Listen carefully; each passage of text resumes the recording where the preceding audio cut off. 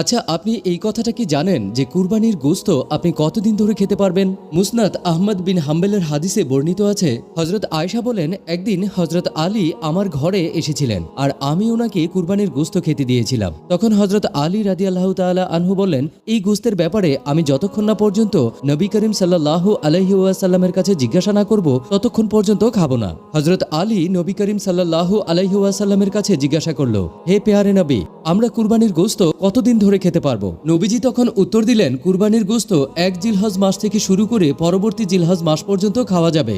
এর মানে হলো কুরবানির গোশত পরিপূর্ণ 1 বছর ধরে সংরক্ষণ করে খাওয়া যাবে। তারপরেও এখানে একটা কিন্তু আছে। নবীজি বলেন, কুরবানি দেওয়ার পর কুরবানির গোশত গরিব, মিসকিন, দুস্থ মানুষদের দেওয়ার পর, আপনার গরিব আত্মীয় স্বজনদেরকে বিলি করার পর যতটুকু আপনার অংশে থাকবে ততটুকু আপনি সারা বছর সংরক্ষণ করে খেতে পারবেন। আল্লাহ আমাদের সকলের কুরবানি কবুল করে নিন। তাই কমেন্ট বক্সে